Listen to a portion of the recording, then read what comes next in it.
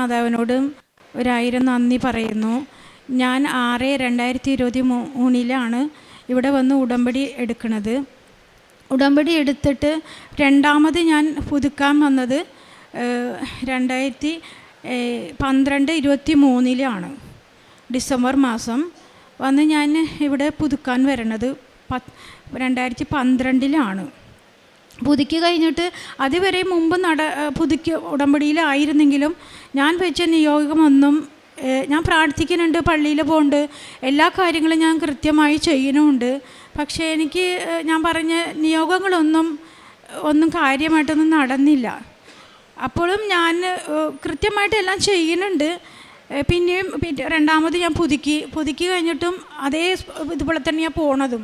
അപ്പം ഞാൻ ഇങ്ങനെ വിചാരിച്ചു, ദൈവമേ, ഞാൻ പള്ളിയിൽ പോകുന്നുണ്ട്, എല്ലാ കാര്യങ്ങളും ഞാൻ ചെയ്യുന്നുണ്ടല്ലോ, എവിടെയാണ് എനിക്ക് പറ്റണത്? എന്താണ് എന്നെ മാതാവ് എൻ്റെ നിയോഗങ്ങളൊന്നും കേൾക്കാതെയും പോണത്, കാണാതെയും പോകണമെന്ന് എന്നും ഞാൻ കുർബാനയ്ക്ക് പോകുമ്പോൾ പ്രാർത്ഥിക്കാറുണ്ട്, ചോദിക്കാറുമുണ്ട്.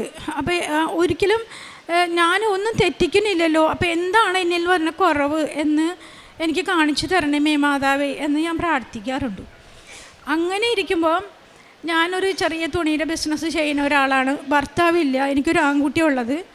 അപ്പോൾ ഞാൻ ചെറിയ ബിസിനസ്, അതായത് വീടുകളിൽ കൊണ്ടു കൊടുത്തിട്ടാണ് ഞാൻ ജീവിതമാർഗം മുന്നോട്ട് പോയിക്കൊണ്ടിരുന്നത്. അപ്പോൾ ഞാൻ ഇടയ്ക്ക് ഒരു പെൺകുട്ടീനെ കണ്ടെത്തി. അവൾ തയ്പ്പാണ്, ഒരു കട എടുത്തിട്ടുണ്ട്. അപ്പോൾ അവൾ എന്നോട് ചോദിച്ചു, ചേച്ചി ഇപ്പോൾ എന്താ ചെയ്യുന്നത്? അപ്പോൾ ഞാൻ പറഞ്ഞു, ഇങ്ങനെ ഞാൻ ഈ ഒരു ബിസിനസ് ചെയ്യണം മോളെ. അപ്പോൾ ഞാൻ പറഞ്ഞു, ഈ കടയിലോട്ട് ചേച്ചി വാ, രണ്ടാൾക്കും ഒരുമിച്ച് നിൽക്കാം. അപ്പോൾ ചേച്ചി വിൽക്കുമ്പോൾ തുണികൾ തയ്ക്കാൻ കിട്ടുമല്ലോ, അപ്പോൾ എനിക്കും അത് കിട്ടുകയും ചെയ്യും, ചേച്ചിക്കൊരു കടയും. അപ്പോൾ എൻ്റെ സ്വപ്നത്തിൽ ഒന്നായിരുന്നു ഒരു ചെറിയൊരു കട എടുക്കണം എന്നായിരുന്നു. അപ്പോൾ എനിക്ക് തോന്നി മാതാവ് എനിക്ക് കാണിച്ചു തരുന്നതായിരിക്കും, നീ അപ്പോൾ രക്ഷപ്പെടാൻ വേണ്ടിയിട്ട്.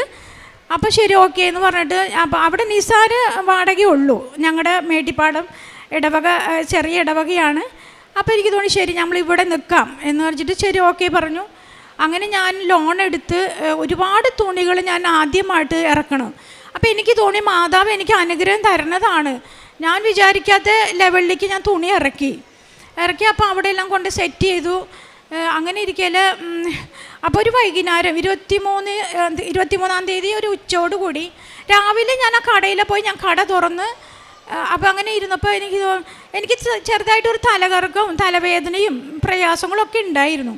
അപ്പം ഞാനത് മൈൻഡ് ചെയ്തില്ല. എനിക്ക് ഉറക്കക്കുറവുണ്ട്, ടെൻഷനുണ്ട്, കടമുണ്ട്, ജപ്തിയിലാണ്, എല്ലാം അത് കാരണമായിരിക്കും ഞാൻ വിചാരിച്ചു. അപ്പോൾ ആ പെൺകുട്ടിയോട് ഞാൻ പറയുകയും ചെയ്തു, എനിക്കറിയില്ല, ഞാൻ ഇന്നലെ ഉറങ്ങിയിട്ടില്ല, എനിക്ക് ചെറുതായിട്ട് തലവേദനയൊക്കെ ഉണ്ടടി എന്ന് പറഞ്ഞു. അപ്പോൾ അവൾ പറഞ്ഞു, ചേച്ചി തലവേദനയാണെങ്കിൽ വീട്ടിൽ പോയി കുറച്ച് നേരം ഒന്ന് കിടന്ന് ഉറങ്ങിയിട്ട് വാന്ന് പറഞ്ഞു. ഞാൻ പറഞ്ഞു, ഇല്ല, ഞാൻ ഉറങ്ങാൻ പോകണമെന്നില്ല, എന്നാൽ ഇവിടെ ഇരുന്നോളാം. അപ്പോൾ അവൾ വീട്ടിൽ പോയി. അപ്പോൾ കടയുടെ താക്കോല് എൻ്റെ കയ്യിൽ, അവളുടെ ഒരു കയ്യിൽ താക്കോലുണ്ടാകും, 2 താക്കോല് അവളുടെ കയ്യിലും എൻ്റെ കയ്യിൽ ഒരെണ്ണം ഉണ്ടാവും. അപ്പോൾ അവൾ പറഞ്ഞു, ഞാൻ നേരത്തെ പോവാം ചേച്ചി ഇത് അടച്ച് എന്താ എന്നിരുന്നു. അപ്പോൾ ഞാൻ അന്ന് ഞങ്ങളുടെ ആ കടയുടെ നേരെ ഓപ്പോസിറ്റ് മാപ്സ് സ്കൂളാണ്, അവിടുത്തെ ആനിവേഴ്സറി ആയിരുന്നു. എനിക്ക് തോന്നി ഇവിടെ ഒരുപാട് ആളുകൾ വരണതല്ലേ, അപ്പോൾ എൻ്റെ തുണി കച്ചവടം നടക്കുമെന്ന് വെച്ചിട്ട് ഞാൻ വിചാരിച്ചു ഒരു 9 മണി രാത്രി വരെയും തുറന്ന് വയ്ക്കാം, എന്നിട്ട് അടയ്ക്കാമെന്ന് വിചാരിച്ചിട്ട് ഞാൻ ഒരു 2 മണിയാകുമ്പോൾ വീട്ടിലോട്ട് വന്നു. അപ്പോൾ എൻ്റെ കടയും വീടുമായിട്ട് ഇച്ചിരി കുറച്ച് വഴിയുള്ളൂ. വണ്ടി എടുത്ത് ഞാൻ 2 വീലർ ഓടിക്കണം, വണ്ടി എടുത്ത് ഞാൻ വീട്ടിലോട്ട് വരണു. വീട്ടിൽ വന്നിട്ട് അപ്പോൾ അപ്പോഴും എൻ്റെ ക്ഷീണം ഇങ്ങനെ നിൽക്കുക. അപ്പം ഞാൻ ഇതൊന്നും മൈൻഡ് ചെയ്യുന്നില്ല. എൻ്റെ ഇതുകളെല്ലാം എൻ്റെ ജപ്തിയാണ്, എൻ്റെ വീടിനെ എനിക്ക് തിരിച്ചു പിടിക്കണം എന്നുള്ളൊരു ഇതിലാണ് ഞാൻ ഒന്നും മൈൻഡ് ചെയ്യാണ്ട് ഇങ്ങനെ നിൽക്കണം. ഉറങ്ങാനും പോയില്ല.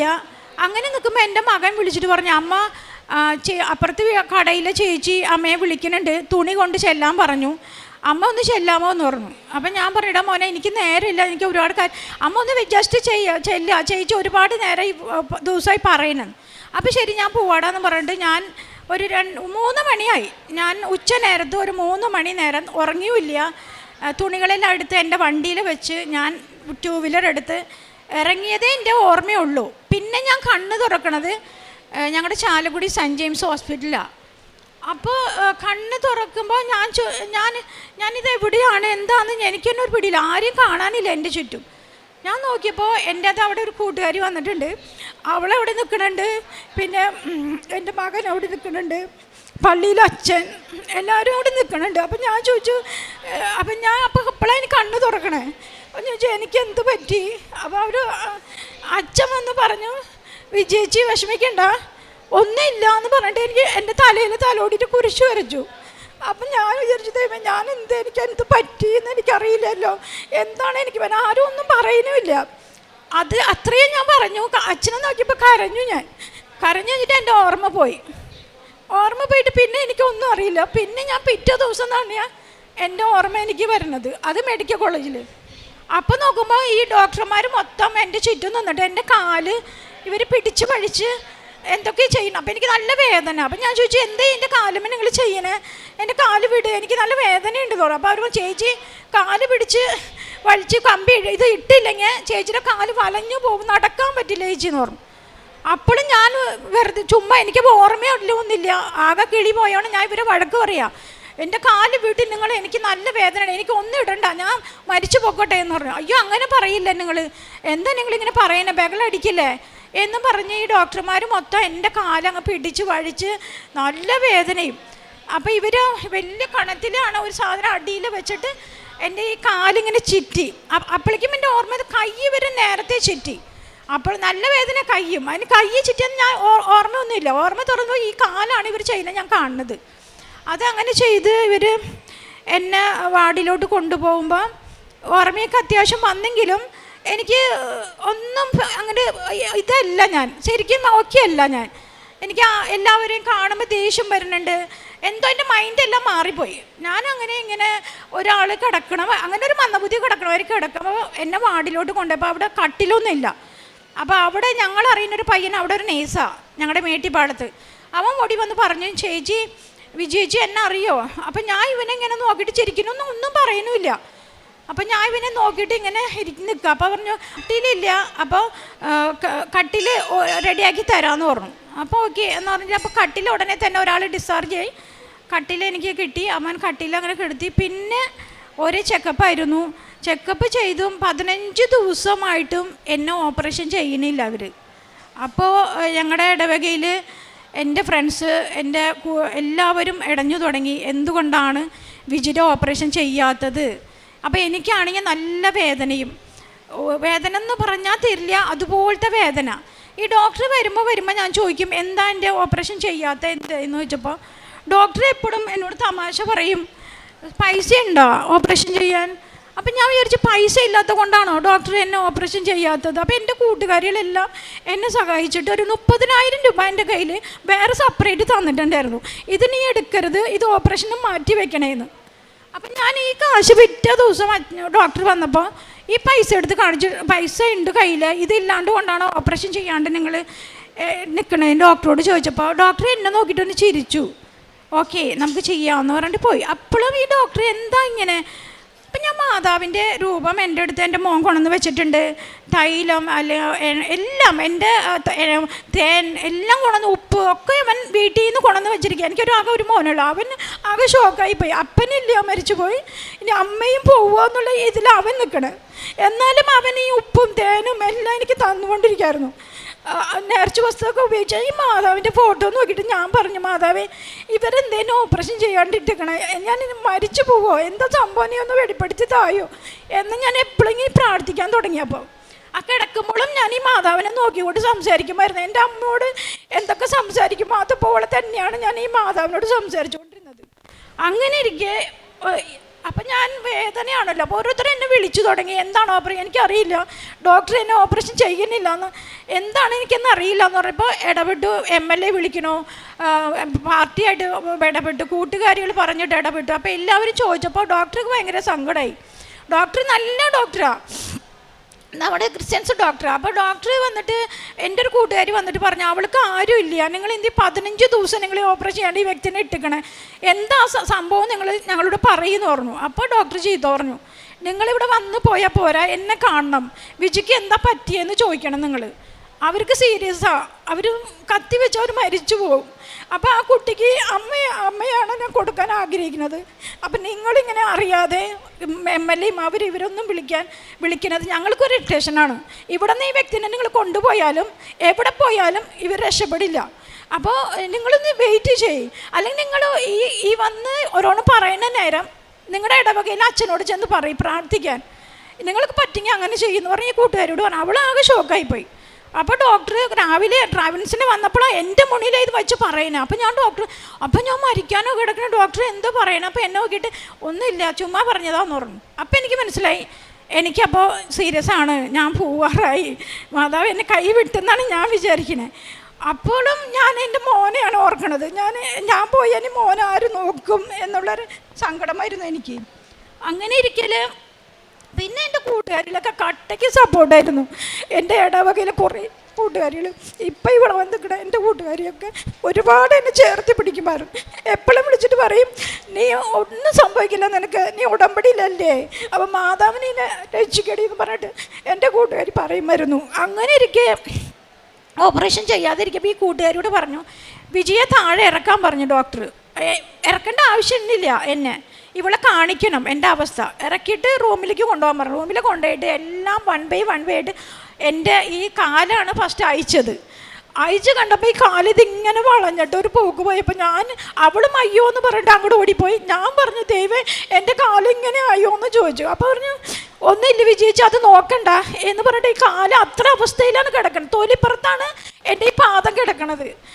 അത് അങ്ങനെ വെച്ചിട്ട് ഒരു 2 ഡോക്ടർമാർ ഈ കാല് നീട്ടിപ്പിടിക്കുക. അപ്പോൾ കൂട്ടുകാരിയോട് പറഞ്ഞു, പിടിക്ക് ചേച്ചി, ഇതാണ് വിജയുടെ അവസ്ഥ, നിങ്ങൾ അവിടെ പോയിട്ട് കണവണമെന്ന് വർത്താനം പറയില്ലേ. അത് കഴിഞ്ഞ് കൈ അയച്ചപ്പോഴും ഇതേ അവസ്ഥ തന്നെ. ഞാനാകെ ഇല്ലാതായിപ്പോയി, ബ്ലാങ്കായിപ്പോയി. ഞാൻ വിചാരിച്ചു ഇനി ഞാൻ ഒരിക്കലും രക്ഷപ്പെടില്ല, എന്നെ മാതാവ് കൈവിട്ട് തന്നെയാണ് പോയത്. അപ്പോൾ എനിക്ക് ആൽവിനെ എൻ്റെ മോനെ നോക്കുമ്പോൾ അപ്പോൾ എനിക്ക് സങ്കടമായി. ഇനി എൻ്റെ കൊച്ചിനെ ആരും നോക്കും എന്നുള്ള ചിന്തയും ഭയങ്കര. മാതാവിന് അപ്പോഴും ഞാൻ പറയുന്നത്, ഇതിൽ നിന്ന് എന്നെ നീ രക്ഷപ്പെടുത്തോ, എന്താണ് നീ ഇത് സംഭവിക്കുന്നത്, എന്താ ഇനി പറഞ്ഞതാ എനിക്കെന്ന് പറഞ്ഞു. ഇങ്ങനെ ഇരിക്കൽ അപ്പോൾ എല്ലാം കൂടുതലാണ്, ഷുഗർ, പ്രഷർ, പിന്നെ തലയ്ക്ക് ബ്ലീഡിങ്, വാരിയർ പൊട്ടിയിട്ടുണ്ട്, ഒന്നും ചെയ്യാൻ പറ്റില്ല. ഇവരോട് പറഞ്ഞു, ഈ കൂട്ടുകാരോട് ഡോക്ടർ പറഞ്ഞു, നിങ്ങൾക്ക് പറ്റിങ്ങ വിജിക്ക് വേണ്ടി പോയി പ്രാർത്ഥിക്കുക, നിങ്ങൾക്ക് മനസ്സുണ്ടെങ്കിൽ അത് ചെയ്യും. ഇവൾക്ക് സങ്കടമായി, ഇവിടെ ഓടിപ്പോയി, ഇവൾ വേഗം പോയി, എൻ്റെ അടുത്ത് നിന്നില്ല. അപ്പം ഞാൻ ചോദിച്ചു, എന്തേടി എനിക്ക് പറ്റിയില്ലടി, എനിക്ക് ചെറിയ തലവേദന, ഞാൻ പോട്ടെ എന്ന് പറഞ്ഞിട്ട് അവൾ പോയി അച്ഛനോട് ചെന്ന് പറഞ്ഞു, അച്ഛാ വിജിക്ക് സീരിയസ് ആണ്, എല്ലാവരും പ്രാർത്ഥിക്കണം കേട്ടോ എന്ന് പറഞ്ഞു. അച്ഛനോടനെ പള്ളിയിൽ വിളിച്ചു പറഞ്ഞു, വിജയിച്ചിക്ക് ഇത്ര കൂടുതലാണ്, എല്ലാവരും പ്രാർത്ഥന സഹായം വേണം കേട്ടോ എന്ന്. അപ്പോൾ ഇവിടെയും നമ്മുടെ കൃപാസനത്തിനെ വിളിച്ച് എൻ്റെ കൂട്ടുകാർ തന്നെയാണ് പറഞ്ഞിരിക്കണത്. അവരും പറഞ്ഞു പ്രാർത്ഥിക്കാം കേട്ടോ, ഒന്നും സംഭവിക്കില്ല. അങ്ങനെ ഇരിക്കൽ ഇവരൊക്കെ പ്രാർത്ഥന നടക്കുന്നുണ്ടെങ്കിലും ഞാൻ മാതാവിനെ മുറുക്കി പിടിച്ചായിരുന്നു. സത്യം പറഞ്ഞാൽ മുറുക്കി പിടിച്ചായിരുന്നു. ഒന്നില്ലെങ്കിൽ എനിക്ക് ജീവനെ തരണം, ഇല്ലയെന്ന് വെച്ചാൽ ഉടനെ എടുക്കണം, വേദനയിൽ നിന്ന് കിടക്കാൻ പറ്റില്ല, പിന്നെ എൻ്റെ മോനെ നോക്കണേ എന്നായിരുന്നു എൻ്റെ പ്രാർത്ഥന മൊത്തം.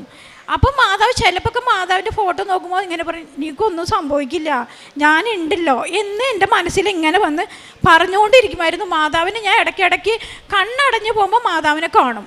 എന്നെ മാതാവ് വന്നിട്ട് എന്നെ ഇങ്ങനെ തലോടും, എന്നിട്ട് പറയും, വേദന ഒന്നും ഇപ്പം നീ നോക്കണ്ട, നിന്നെ ഞാൻ രക്ഷിച്ചിരിക്കും ഉറപ്പ് എന്ന് പറഞ്ഞിട്ട് ഇങ്ങനെ.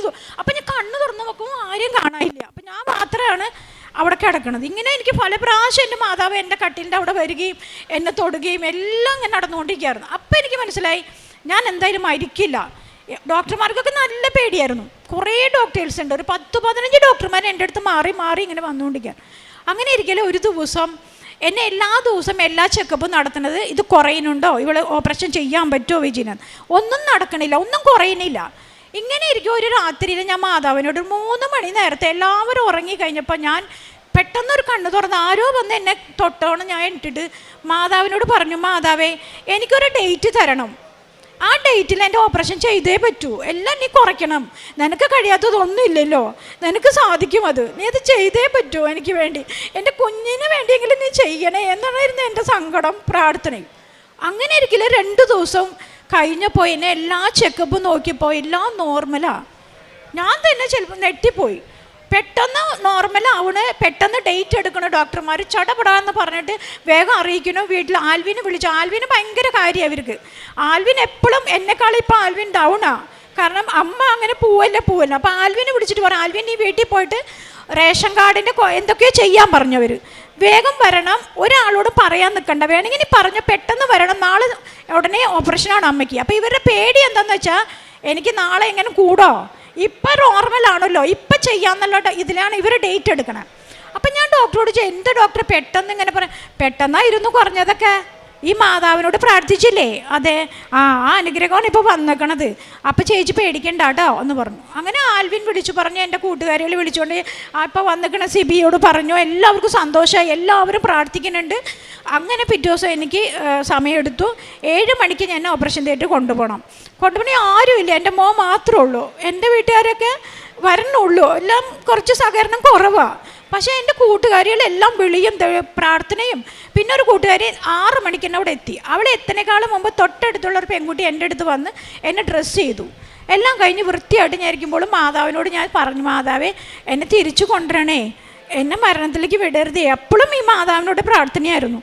അത് കഴിഞ്ഞ് എന്നെ ഓപ്പറേഷൻ തിയേറ്ററിൽ കയറ്റിയപ്പോൾ ഒരു പേപ്പർ കൊണ്ടുവന്നിട്ട് ആൽവിനോട് പറഞ്ഞു, ഇത് ഒപ്പിടുക ആൽവിനെ. ഒപ്പിടാൻ നേരത്ത് ഡോക്ടർ പറഞ്ഞു, അമ്മ വരാതിരിക്കാം. അപ്പം ഞാൻ ഈ ഡോക്ടറോട് ചോദിച്ചു, എന്താ ഇങ്ങനെ പറയണേന്ന് ചോദിച്ചപ്പോൾ പറഞ്ഞു, അങ്ങനെ പറയണം, എന്തെങ്കിലും സംഭവിച്ചാൽ നാളെ ഞങ്ങളുടെ പേരിലൊന്നും കേസാക്കി വരരുതല്ലോ വിജയിച്ച് പ്രാർത്ഥിക്കുമെന്ന് പറഞ്ഞു. ശരി. അപ്പം ഞാൻ ആൽവിനൊന്ന് നോക്കി. ഞാൻ നോക്കിയിട്ട് വിജയ പറഞ്ഞത് മനസ്സിൽ തോന്നിയത്, ഞാൻ ഇനി തിരിച്ചു വരുമോ എൻ്റെ മോനെ കാണാനായിട്ടെന്നാണ് എനിക്ക് തോന്നിയത്. അപ്പം ഞാനപ്പോൾ എനിക്ക് പിന്നെ ഒന്നും എൻ്റെ മോനോട് പറയാൻ പറ്റിയില്ല. അപ്പം എൻ്റെ മോന് ഞാൻ കൈ കൊണ്ടൊന്ന് തലോടി. എന്നിട്ട് ഞാൻ ഓപ്പറേഷനായിട്ട് കൊണ്ടുപോയി.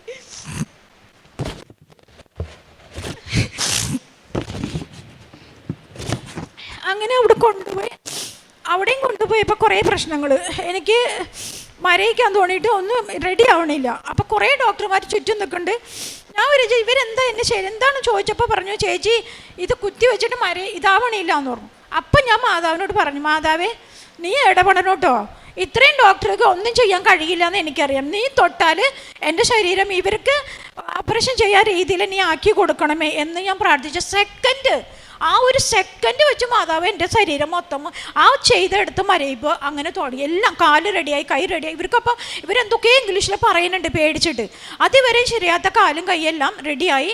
അപ്പോൾ എന്നോട് പറഞ്ഞു, ചേച്ചി ഉറങ്ങിക്കോട്ടാ എന്ന് പറഞ്ഞ് മുഖത്ത് തുണിയിട്ട് അതേ ഞാൻ അറിഞ്ഞോളൂ. എൻ്റെ ഓർമ്മ പോയി. 4-5 മണിക്കൂറായിരുന്നു. മേജർ ഓപ്പറേഷനായിരുന്നു. കാലാണ് ഏറ്റവും കൂടുതൽ. എനിക്കിപ്പോൾ കമ്പിയാണ്, മുട്ടിൻ്റെ അവിടെ എല്ലാം തകർന്നു പോയി എനിക്ക്. അങ്ങനെ ഓപ്പറേഷൻ കഴിഞ്ഞു.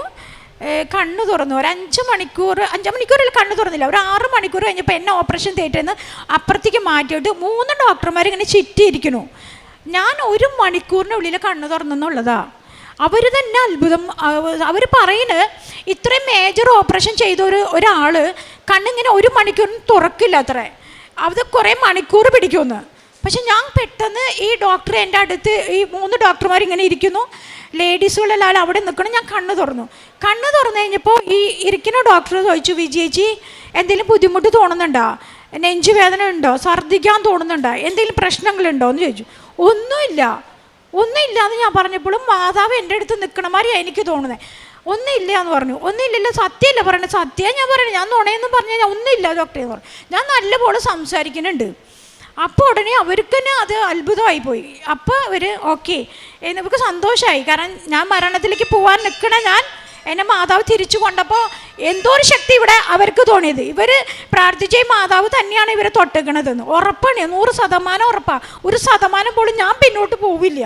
കാരണം എൻ്റെ അനുഭവങ്ങളാണ്. അത് കഴിഞ്ഞ് എന്നെ പുറത്ത് കിടത്തിയപ്പോൾ എൻ്റെ മോൻ വിഷമിച്ച് കരഞ്ഞ് ഇന്ന് അവിടെ ഒരു മുക്കിലപ്പോൾ ഇരുന്നപ്പോൾ ആൽവിൻ എന്ന് വിളിച്ചു. ഡോക്ടർ വന്നപ്പോൾ ഓടി വന്നുവൻ, അമ്മ ഓക്കെയാണ് കേട്ടോ, അമ്മയെ പുറത്ത് കിടത്താണ്, നിങ്ങൾ കൊണ്ട് എക്സ്റേ എടുത്തിട്ട് വാർഡിലേക്ക് കൊണ്ടുപോകുള്ളൂ എന്ന് പറഞ്ഞു.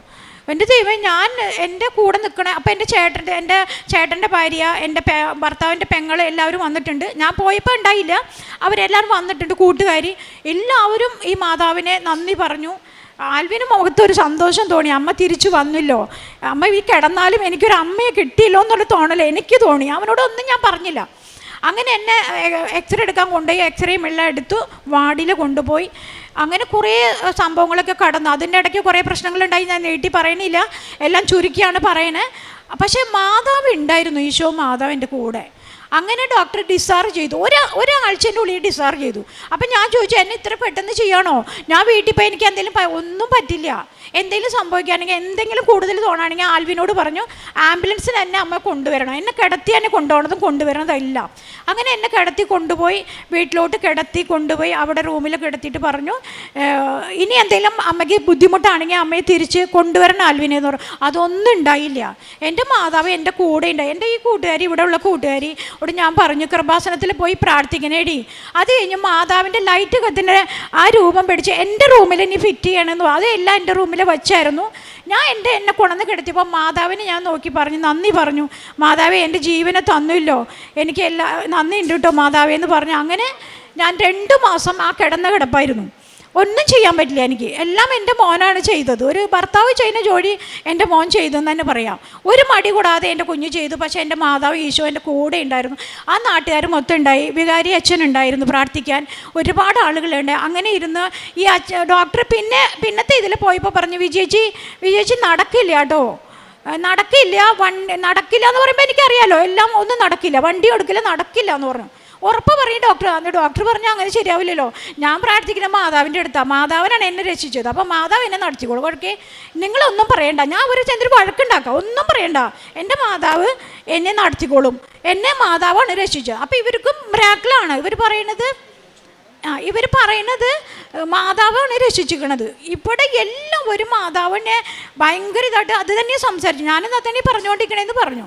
ഡോക്ടർ പറയുന്ന മാതിരി അല്ലല്ലോ നടക്കണത് എന്ന് പറഞ്ഞു. ശരി, അപ്പോൾ ചേച്ചിയുടെ വിശ്വാസം ചേച്ചിയെ രക്ഷിക്കട്ടെ, ഓക്കെ അങ്ങനെ ആയിക്കോട്ടെ എന്ന് പറഞ്ഞ് ഞാനും വാശി. അങ്ങനെ ഈ മരുന്നെല്ലാം തന്നു വിട്ട് അങ്ങനെ 3-4 തവണ ഞാൻ പോയി വന്നുകൊണ്ട് 2 മാസത്തിൻ്റെ ഉള്ളിൽ ഞാൻ ഒരു ദിവസം ഈ ഡോക്ടറോട് ചോദിച്ചു, ഞാൻ നടക്കട്ടെ? ദൈവമേ നടക്കണ്ട, നിങ്ങൾ നടക്കാൻ ആര് പറഞ്ഞു നിങ്ങളോട്? ഞാൻ പറഞ്ഞോ നടക്കണ്ട നിങ്ങൾ, അത് ഞങ്ങൾ പറയാറായിട്ടില്ല. പിന്നെ ചേച്ചിക്ക് ഞാൻ പറഞ്ഞു ഞാൻ നടക്കും, എന്നെ മാതാവ് നടത്തിക്കുന്നേ. അപ്പോൾ ഡോക്ടർ എന്നിട്ട് ഇങ്ങനെയൊക്കെ പറയണേ എന്ന് ചോദിച്ചു. അപ്പോൾ ഡോക്ടർ പറഞ്ഞു നടക്കണ്ട, ഇപ്പോൾ വിജയിച്ച് ഇപ്പം നടക്കണ്ട, ഞാൻ പറയണത് കേൾക്കുമെന്ന് പറഞ്ഞു. അപ്പം ഞാൻ പറഞ്ഞു ഞാനത് കേൾക്കില്ല, എൻ്റെ മാതാവ് എന്നോട് പറയുന്നത് നടക്കാനാ, അപ്പോൾ എന്നെ ഞാൻ നടത്തിക്കുന്നേ, ഒന്ന് ഞാൻ നടക്കട്ടെ, ഇപ്പം എന്താ കുഴപ്പം, എന്നെ ചവിട്ടിക്കെന്ന് പറഞ്ഞു. അത് ശരി ആൽവിനെ അമ്മയൊന്ന് ഇരുത്താം. ഞാൻ കാലിങ്ങനെ എടുത്ത് ഇങ്ങനെ വെക്കലും ഒരു മിന്നൽ പോലെ ഇങ്ങോട്ട് കയറിയപ്പോൾ ഡോക്ടർ ഞാൻ പറഞ്ഞില്ലേ, ഇല്ല ഡോക്ടറെ എനിക്കൊന്നും സംഭവിച്ചില്ല, ഞാൻ ഒന്ന് ചവിട്ടട്ടെ, നിങ്ങളവിടെ നിൽക്കുമെന്ന് പറഞ്ഞു.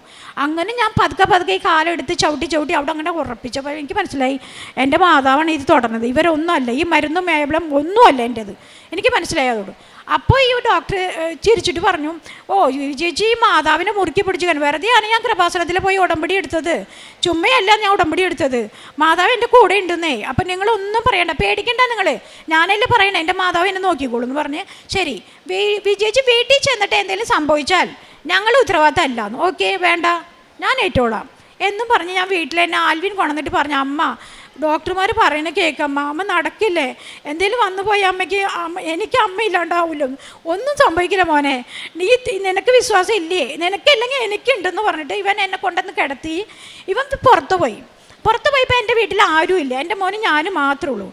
അപ്പോൾ ഇവൻ പറഞ്ഞിട്ട് പോയി, ഇതേ അമ്മ ഇനി എങ്ങാനും ഞാൻ അറിയാണ്ട് നടന്നാ അമ്മ ശരിയാക്കൂട്ടാന്ന് പറഞ്ഞ് ഇവൻ പോയി. ഞാൻ ഇങ്ങനെ മാതാവിൻ്റെ രൂപത്തിൽ നോക്കിയിട്ട് പറഞ്ഞേ, എനിക്ക് ആ രൂപക്കൂട്, ഞാൻ ആ രൂപക്കൂട് നല്ല സെറ്റപ്പായിട്ട് എനിക്ക് രൂപക്കൂട് നല്ല ഭംഗിയിൽ വേണമെന്ന് വെച്ചാൽ ഞാൻ ഉണ്ടാക്കി വെച്ചിരിക്കണതാണ്. എനിക്ക് ആ ഹാളിലേക്ക് പോകണം, എനിക്ക് ആ ഈശോയുടെ അടുത്ത് പോയി ഈ ആക്സിഡൻറ്റ് പറ്റിയ കയ്യൊന്ന് ഈശോയുടെ അടുത്തൊന്ന് തൊടണം, ഇതാണ് എൻ്റെ ആവശ്യം ആഗ്രഹം. അപ്പം ഞാൻ മാതാവിനോട് പറഞ്ഞു, മാതാവേ ഇവിടെ ആരും ഇല്ല കേട്ടാ, എൻ്റെ വടിയും കുത്തിപ്പിടിച്ച് ഞാൻ പതുക്കെ നടക്കണേ, എൻ്റെ കൂടെ വരണേ എന്ന് പറഞ്ഞു. സത്യം പറഞ്ഞാൽ ഞാൻ അതിശയിച്ചു പോയി. നടക്കാൻ പിടിച്ച് എന്നെ എൻ്റെ മോനും നടത്തിയ മോൻ ഞാൻ തന്നെ ഇന്നിട്ട് ഈ വടിയും കുത്തിപ്പിടിച്ച് ഞാൻ ഈസി ആയിട്ട് പോയിട്ട് ഈശോയുടെ അടുത്ത് പോയി ഈ കൈ പൊക്കുകയില്ലായിരുന്നു, ഈ കയ്യിനെ ഇങ്ങനെ പൊന്നിച്ചിട്ട് ശരിക്കും ഞാൻ ഈശോനെ തൊട്ടു. അത് എനിക്ക് ഭയങ്കര എന്താ പറയുക, എന്നെ വിശ്വാസം കൂടുതൽ ഇതായി. കാരണം എൻ്റെ ഈശോ എൻ്റെ മാതാവിൻ്റെ കൂടെ ഉണ്ടെന്നല്ല അതോടെ എനിക്ക് വല്ലാത്തൊരു ഇതായിപ്പോയി. അങ്ങനെ ഞാൻ അത് പ്രാർത്ഥിച്ചു വേഗം വന്ന് ഞാൻ റൂമിൽ കിടന്നിട്ട് ആരോടും പറഞ്ഞില്ല. മോനോട് പറഞ്ഞാൽ മോൻ വഴക്ക് പറയും, എനിക്കറിയാം അവൻ നടക്കാൻ പാടില്ല എന്ന് പറഞ്ഞിട്ട് അമ്മയുടെ തനി ഇഷ്ടം ചെയ്തു എന്ന് പറയില്ല, ഞാൻ ഒന്നും പറഞ്ഞില്ല, ഞാൻ അവനോട് പറഞ്ഞേയില്ല. ഇപ്പം ഇവിടെ ഉള്ള കൂട്ടുകാരോട് ഞാൻ 2 ദിവസം കഴിഞ്ഞിട്ട് പറഞ്ഞു, എടി ഞാനിങ്ങനെ പതുക്കെ നടന്നു. അയ്യോ നീ നടന്നാ? നടന്നിടി പിന്നെ, എന്തിനും ഞാൻ നടക്കണല്ലോ, എനിക്കിനി ആൽവിൻ എന്നെ തുടരുത്, എനിക്ക് ബാത്റൂമിലെ കാര്യങ്ങളും എൻ്റെ കാര്യങ്ങളൊക്കെ ഞാൻ ചെയ്യണം, ഇതാണ് എൻ്റെ മാതാവിനോട് പ്രാർത്ഥന. അതും കഴിഞ്ഞ് ഞാൻ പിന്നെ ഒരാഴ്ച കഴിഞ്ഞപ്പോൾ മാതാവിനോട് പറഞ്ഞേ, മാതാവ് എനിക്ക് ബാത്റൂമിലൊക്കെ പോകാനോ ഒന്ന് സഹായിക്കണേ, തന്നെ എനിക്ക് ചെയ്താൽ വേറെ ഒന്നും വേണ്ട, എനിക്ക് ബാത്റൂമിൽ ഒന്ന് പോയി കിട്ടണേന്നു. അതും നടന്നു. ഈ കുഞ്ഞ് വന്നപ്പോൾ ഞാൻ പറഞ്ഞു, ഇവ എന്നെ തുടയ്ക്കാനായിട്ട് വന്നു, ഒന്നും ചെയ്യണ്ട, നീ എന്നെ ബാത്റൂമിൽ കൊണ്ടുപോയേ. അമ്മ എന്തിട്ട് പറയണേ, അമ്മയ്ക്ക് അല്ലെങ്കിൽ ഇപ്പോൾ വാശി കൂടുതലായി, ഈ ഓപ്പറേഷൻ കഴിഞ്ഞപ്പോൾ അമ്മയുടെ ഓർമ്മയ്ക്ക് പോയി കിടക്കണോ?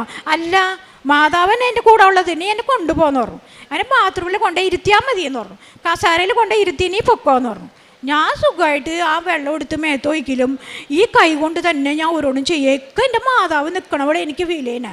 എൻ്റെ അടുത്ത് എൻ്റെ മാതാവ് നിൽക്കുന്നുണ്ട്.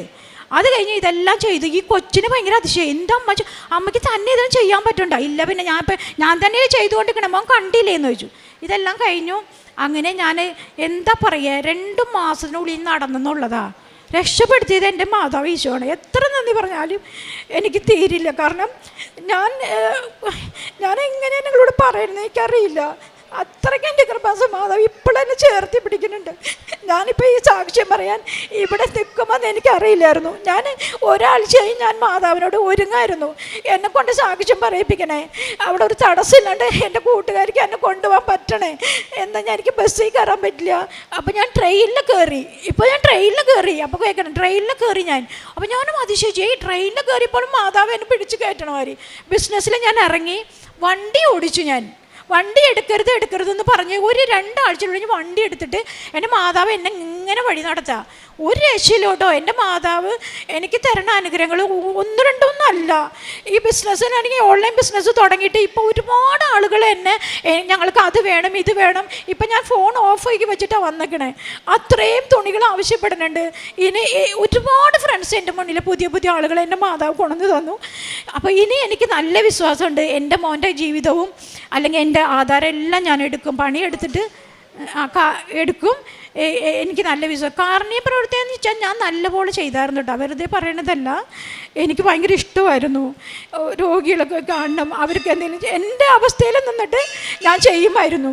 പിന്നെ ആരെങ്കിലുമൊക്കെ എന്തെങ്കിലും ആരും ഇല്ലാത്ത ഒരവസ്ഥയിൽ വരുമ്പോൾ അവരുടെ അടുത്ത് ഞാൻ പോകുമായിരുന്നു, മരുന്ന് വാങ്ങിച്ചു കൊടുക്കും. പിന്നെ അവർക്ക് എന്തെങ്കിലും സഹായം ഉണ്ടെങ്കിൽ ഒക്കെ ഞാൻ ചെയ്തു, ഒക്കെ ഓടും. ഈ വണ്ടി കൊണ്ട് ഞാൻ എല്ലായിടത്തും, മേട്ടിപ്പാടം ഇവർക്കൊക്കെ അറിയാം, എൻ്റെ കൂട്ടുകാരിലൊക്കെ. ഞാൻ ആ മേട്ടിപ്പാടം മൊത്തം ഓടി എല്ലാ കാര്യം ചെയ്യും, പള്ളിയിലെയും കാര്യങ്ങൾ ചെയ്യും. ഒക്കെ എന്ത് വേണം, എങ്ങനെ വേണം, കാശില്ല എന്നുള്ളൂ, ഞാൻ എല്ലാം ഓടി ചെയ്യുമായിരുന്നു കേട്ടോ. പിന്നെ ചെറിയ സഹായം ഞാൻ ചെയ്യാറുണ്ട്. പിന്നെ പ്രാർത്ഥന, ബൈബിൾ വായന, പ്രേക്ഷിത വർധന വെച്ചാൽ ഞാൻ പത്രമെല്ലാം ഞാൻ വാങ്ങിച്ച് കൊടുത്തതിൽ കണക്കില്ല കേട്ടോ.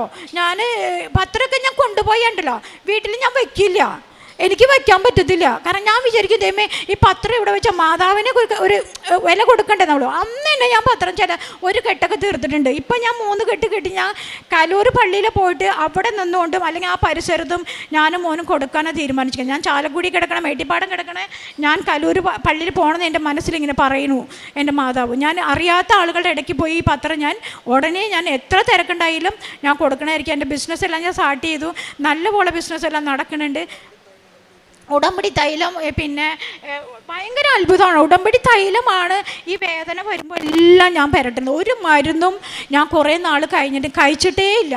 ഈ ഉടമ്പടി തൈലവും തേനും ഉപ്പും മാത്രമാണ് എൻ്റെ മരുന്ന്. എൻ്റെ ഈശോ മാതാവ് പറയുന്നുണ്ടായിരുന്നു, നീ ഭയപ്പെടേണ്ട, നീ പേടിക്കുകയും വേണ്ട, ഞാൻ നിൻ്റെ കൂടെ ഉണ്ടല്ലോ. പിന്നെ നീ ആരെ ഉപദേശം കേൾക്കുകയും വേണ്ട, നീ ആരോട് ചെന്ന് സങ്കടം പറയും വേണ്ട, നിനക്ക് ജപ്തിയാണോ, നിനക്ക് ആരുമില്ല, ഒന്നും വേണ്ട, ഞാൻ നടത്തി തരുമെന്ന് പറഞ്ഞ മാതിരിയാണ് ഇപ്പം എൻ്റെ കാര്യങ്ങൾ. ഞാൻ ആഗ്രഹിക്കാത്ത പല കാര്യങ്ങൾ എനിക്ക് മറന്നു പോവാം. എനിക്ക് ഓർമ്മക്കുറവ് ഈ ആക്സിഡൻറ്റിലുണ്ട്. ഒരുപാട് പുതിയ കാര്യങ്ങൾ നടത്തുമ്പോഴാണ് ഞാൻ ആലോചിക്കുക, ഇതെങ്ങനെ സംഭവിച്ചു, ഈ മാതാവാണല്ലോ ഇത് നടത്തിയത്. അങ്ങനെ ഒരുപാട് കാര്യങ്ങൾ ഇപ്പോൾ ഞാൻ അനുഭവിച്ചു കൊണ്ടിരിക്കുകയാണ് കേട്ടോ സുഹൃത്തുക്കളെ. എല്ലാത്തിനും നന്ദി പറയാണ്. എല്ലാം എനിക്ക് ഇനി ഈ ഉടമ്പടി പത്രത്തിൽ ഞാനിപ്പോൾ ഒന്നും ഞാൻ എഴുതിയിട്ടില്ല. ഞാൻ എഴുതിയത് ഇത്രയേ ഉള്ളൂ. എനിക്ക് എൻ്റെ മാതാവിനോട് ചേർന്ന് നിൽക്കാനുള്ള അനുഗ്രഹം മാത്രമേ ഞാൻ എഴുതിക്കുന്നത്. പിന്നെ എൻ്റെ കൂട്ടുകാരികൾക്ക് മാത്രമേ ഞാൻ ഒരു നിയോഗം വച്ചിട്ടുള്ളൂ. എൻ്റെ മോനും ഞാനും ഇത് മാതാവിനോട് ഈശോട് മാത്രം, എനിക്ക് ഒരാവശ്യം വേണ്ട, എല്ലാം എനിക്ക് നടത്തി തരണുണ്ടല്ലോ ഒന്നും പറഞ്ഞ് ഞാൻ അപേക്ഷിച്ച് പറഞ്ഞിരിക്കണത് ഈ ഉടമ്പടിയിൽ. അതുപോലെ തന്നെ എല്ലാത്തിനെയും നന്ദി പറയുന്നു, ഈശോയോട് 1000 നന്ദി പറയുന്നു. ഞാൻ ഇവിടെ നിന്ന് എനിക്ക് പറയാൻ അനുഗ്രഹിച്ചത് ഈശോയോട്. സങ്കീർത്തനങ്ങൾ 145:14. കർത്താവ് വീഴുന്നവരെ താങ്ങുന്നു, നിലം പറ്റിയവരെ എഴുന്നേൽപ്പിക്കുന്നു. ബിജി പൊറിഞ്ചു എന്ന ഈ സഹോദരിയുടെ വളരെ ഹൃദയസ്പർശിയായ മരിയൻ അനുഭവ സാക്ഷ്യമാണ് നാം കേട്ടുകൊണ്ടിരുന്നത്.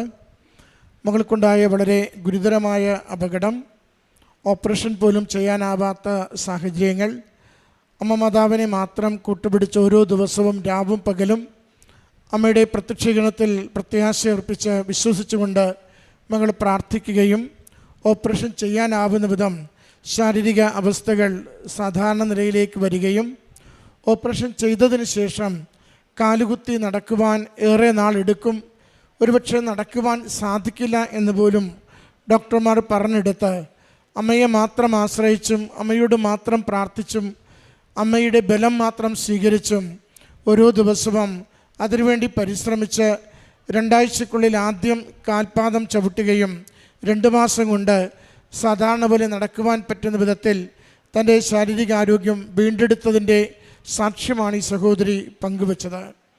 മുറിവുകൾ വളരെ ക്ലേശമുള്ളതും ഗൗരവമുള്ളതുമായിരുന്നുവെന്ന് സഹോദരി സൂചിപ്പിക്കുന്നുണ്ട്. 2 കാലുകൾക്ക് 2 കരങ്ങൾക്ക് ഒടിവുകളുമായി ഏറെ ദൈന്യതയോടുകൂടിയുള്ള ഒരു ജീവിതം. എങ്കിലും ആ സാക്ഷ്യം മുഴുവനും ആദ്യാവസാനം നമ്മൾ കേൾക്കുന്നത് എത്ര കണ്ട് തൻ്റെ കഷ്ടകാലത്ത് അമ്മ മാതാവിൽ ആശ്രയിക്കുകയും അമ്മ ഈശോയിലൂടെ പൂർണ്ണമായ സൗഖ്യവും ആരോഗ്യവും നൽകി തൻ്റെ ജീവിതത്തെ സംരക്ഷിക്കുമെന്ന പ്രത്യാശയാണ്. വേദന നന്നായി തിന്നപ്പോഴും വേദന കൊണ്ട് രാപകൽ ഉറങ്ങാതെ ജീവിച്ചപ്പോഴും അമ്മ മാതാവിനെ ചേർത്ത് പിടിച്ച് അമ്മയുടെ ഉടമ്പടി തൈലവും ഉപ്പും തേച്ച് അതോടൊപ്പം വിശ്വാസ പ്രമാണം ചൊല്ലി അമ്മയുടെ സംരക്ഷണയിൽ മാത്രം എല്ലാം സൗഖ്യപ്പെടുത്തുന്ന കർത്താവിൻ്റെ കരങ്ങളിലേക്ക് തൻ്റെ പൊടിഞ്ഞു നുറുങ്ങിയ ശരീരത്തെ കൊടുത്തുകൊണ്ടാണ് മകൾ പ്രാർത്ഥിക്കുന്നത്. അതുകൊണ്ടാണ് ഓരോ വാക്കിലും അമ്മ മാതാവിനോടുള്ള സ്നേഹവും ഈശോയോടുള്ള നന്ദിയുമായി കണ്ണീരോടുകൂടി ഈ സാക്ഷ്യം പറയുന്നത്. കാരണം എല്ലാം അവസാനിച്ചുവെന്ന് കരുതിയിടത്ത് നിന്ന് അമ്മ വീണ്ടും ചുവടുറപ്പിച്ച് നടത്തുവാൻ, ഏറെ ദൂരം സഞ്ചരിക്കുവാൻ, ആ ബിസിനസ് വീണ്ടും തുടങ്ങുവാൻ, സാധാരണ പോലെ പ്രവൃത്തികളിലേക്ക് ഏർപ്പെടുവാൻ ഒക്കെ മകളെ ശക്തിപ്പെടുത്തിയ, ആരോഗ്യം നൽകിയ, അത്ഭുതകരമായി കരം പിടിച്ചെഴുന്നേൽപ്പിച്ച സൗഖ്യത്തിൻ്റെയും ദൈവാനുഭവത്തിൻ്റെയും സാക്ഷ്യമാണ് ഈ എൽത്താരയിൽ പങ്കുവച്ചത്. ഈ സഹോദരിക്ക് ലഭിച്ച ഈ ആരോഗ്യത്തിനും സൗഖ്യത്തിനും പരിശുദ്ധമയിലുള്ള പരിപൂർണമായ ആശ്രയത്വത്തിനും അമ്മ മാതാവിനും തിരുക്കുമാരനും നന്ദി പറഞ്ഞുകൊണ്ട് കരങ്ങളടിച്ച് ഈ സാക്ഷ്യം നമുക്ക് സമർപ്പിക്കാം. അത്യപൂർവ ദൈവാനുഭവങ്ങൾ ഇനി നിങ്ങൾക്കും സ്വന്തം. ഈ യൂട്യൂബ് ചാനൽ ഇതുവരെ സബ്സ്ക്രൈബ് ചെയ്തിട്ടില്ലെങ്കിൽ ഇപ്പോൾ തന്നെ സബ്സ്ക്രൈബ് ചെയ്യുക. ഈ വീഡിയോ ഇപ്പോൾ തന്നെ നിങ്ങളുടെ സുഹൃത്തുക്കൾക്ക് ഷെയർ ചെയ്തുകൊണ്ട് കർത്താവിൻ്റെ പ്രേക്ഷിതരാകുക.